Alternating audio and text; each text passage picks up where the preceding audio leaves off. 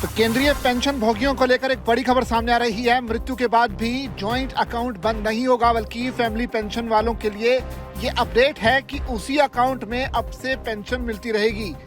ये एक बड़ा स्पष्टीकरण सामने आया है, क्योंकि जो लोग फैमिली पेंशन ले रहे हैं उनके लिए ये अपडेट है। यानी जब किसी पेंशनर का निधन होता है तो परिवार के सामने अक्सर भावनात्मक मुश्किलों के साथ कई वित्तीय और बैंकिंग प्रक्रियाएं भी आ खड़ी होती हैं। सबसे अहम सवाल यही होता है कि क्या फैमिली पेंशन पाने के लिए नया बैंक अकाउंट खोलना होगा या फिर क्या जॉइंट अकाउंट को बंद करना पड़ेगा, क्योंकि सिंगल अकाउंट खुलवाना पड़ेगा या नहीं, इस पर अब स्पष्टीकरण है। हाल का जो स्पष्टीकरण है और मौजूदा नियम है उसके मुताबिक ऐसे मामलों में परिवार को राहत मिली है। अगर पेंशनर का अपने जीवन साथी के साथ जॉइंट अकाउंट था और पीपीओ में जीवन साथी को फैमिली पेंशन के लिए अधिकृत किया गया है तो सामान्य तौर पर उसी अकाउंट के माध्यम से फैमिली पेंशन भी जारी रखी जा सकती है। पेंशन विभाग और बैंकों के नियम लंबे समय से ही व्यवस्था देते रहे हैं कि पेंशनर अपने जीवन साथी के साथ ईदर और सर्वाइवर या फिर फॉर्मर और सुप सर्वाइवर मोड में संयुक्त खाता रख सकता है। इसका मकसद यही है कि पेंशनर की मृत्यु के बाद परिवार को नई बैंकिंग प्रक्रिया से ना गुजरना पड़े और फैमिली पेंशन जल्दी ही शुरू हो सके।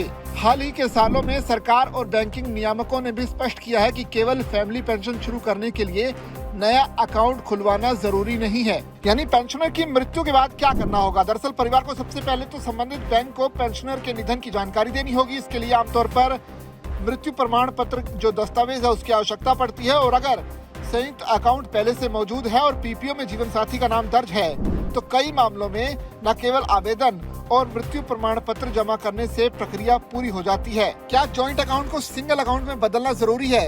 यही सबसे महत्वपूर्ण सवाल है जिस पर अब जो है क्लैरिटी मिली है। नियमों का उद्देश्य परिवार को राहत देना है, न कि परेशानियां खड़ी करना।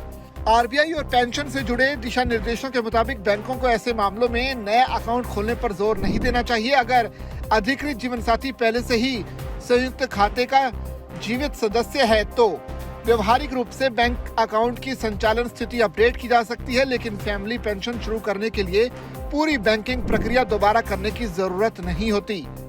अक्सर देरी नियमों की वजह से नहीं बल्कि दस्तावेजों की कमी या सूचना देने से की वजह से होती है, क्योंकि एक्सपर्ट्स के मुताबिक परिवारों को ये काम जल्दी करना चाहिए, जैसे कि बैंक को तुरंत सूचना देनी चाहिए, मृत्यु प्रमाण पत्र जमा कर देना चाहिए, पीपीओ विवरण भी उपलब्ध रखें, साथ ही केवाईसी रिकॉर्ड अपडेट रखें।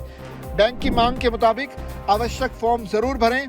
इसी से फैमिली पेंशन शुरू होने में अनावश्यक देरी से बचा जा सकता है। पेंशन विभाग लंबे समय से ही सलाह देता रहा है कि पेंशनर अपने जीवन साथी के साथ संयुक्त अकाउंट खोलें।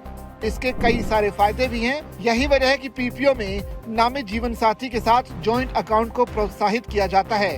ऐसे में ये जो व्यवस्था है खास तौर पर उन परिवारों के लिए राहत लेकर आती है जैसे कि बुजुर्ग, विधवा या विधुर हो। ग्रामीण क्षेत्र के पेंशन भोगी परिवार इसमें भी शामिल हैं। ऐसे परिवार जहां बैंक शाखा दूर है या ऐसे मामले जहां जीवन साथी पहले से ही संयुक्त खाते का हिस्सा है, इन लोगों को नया अकाउंट खुलवाने और अतिरिक्त बैंकिंग औपचारिकताओं से बचने में मदद मिलती है। आखिर में सबसे काम की बात, पेंशनर की मृत्यु के बाद परिवार के सामने सबसे बड़ी चिंता नियमित आय की होती है। ऐसे में फैमिली पेंशन समय पर मिलना बेहद जरूरी है। मौजूदा नियमों का उद्देश्य यही है कि अधिकृत जीवन साथी को नया बैंक अकाउंट खुलवाने या अनावश्यक कागजी कार्रवाई में नहीं उलझना पड़े। अगर पीपीओ में जीवन साथी का नाम दर्ज है और जॉइंट अकाउंट पहले से मौजूद है तो फैमिली पेंशन की प्रक्रिया आसान हो सकती है। इसलिए परिवारों को सलाह दी जाती है कि वो अपने पीपीओ, बैंक अकाउंट और केवाईसी रिकॉर्ड की समय समय पर अपडेट रखें ताकि जरूरत पड़ने पर किसी भी तरह की परेशानी से बचा जा सके।